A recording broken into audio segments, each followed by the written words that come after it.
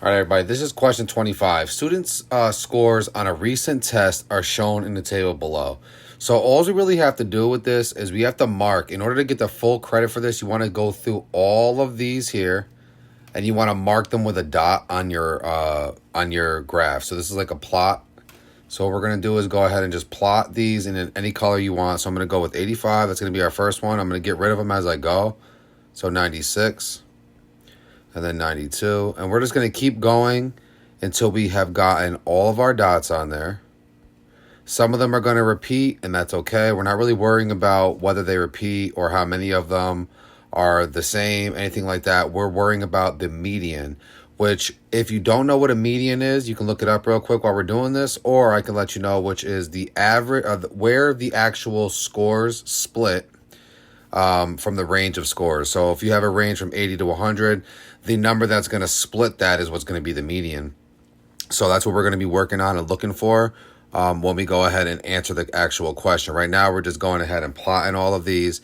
And of course, you want to make sure that they get, directly in the number. Obviously, mine are not perfect, and they don't have to be perfect. They just have to obviously be marked properly.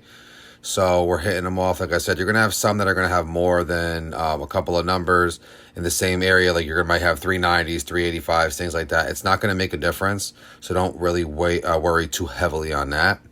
So now that we have them all marked off on the sheet, we're going to scroll down a little bit.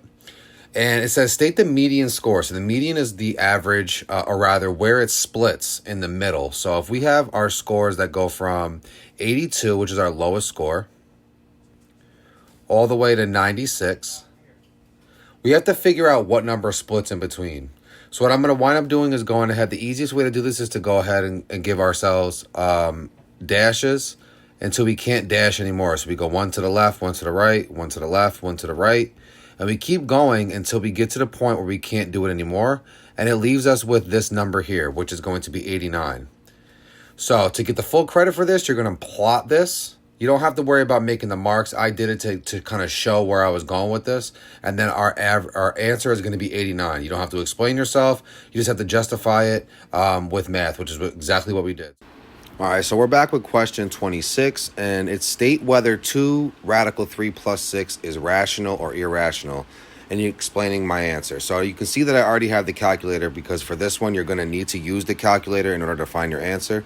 So you have to know how to plug this into the calculator. So we're going to go ahead and press 2, second, and then x squared, which is going to give us the radical, 3, and then we're going to close it off with the parentheses. We're going to hit enter. And I'm going to go ahead and put that in there. Now, you can go ahead and carry this whole thing out.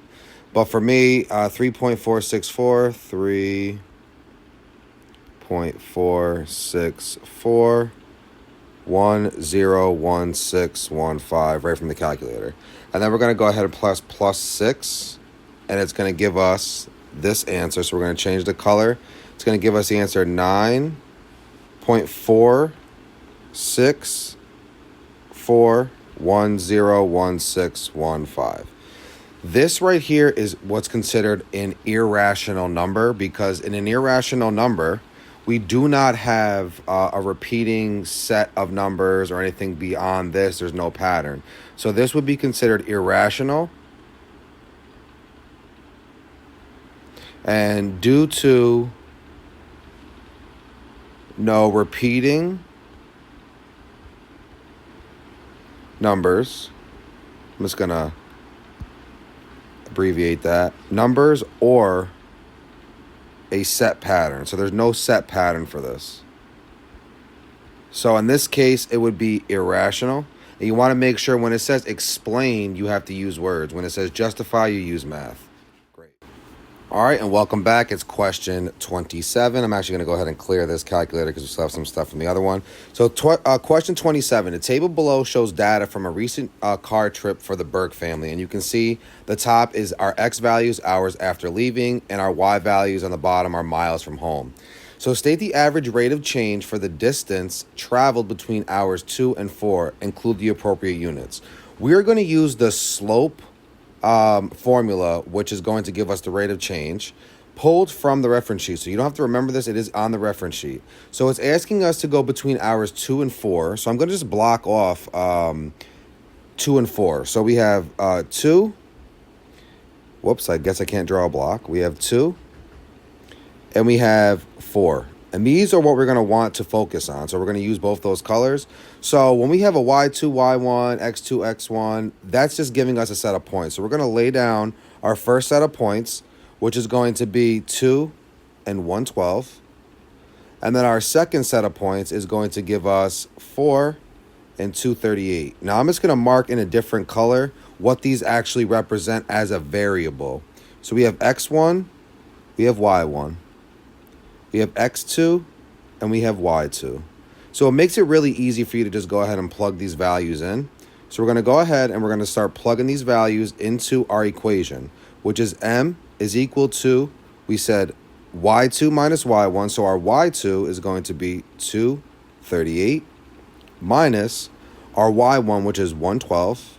And we're going to divide that by our x2, which is 4, minus our x1, which we found out is 2. So to make it easier for you, go right on your calculator. 238 minus 112 is equal to 126. Divided by, we already know 4 minus 2 is 2. So we're going to just carry down this m.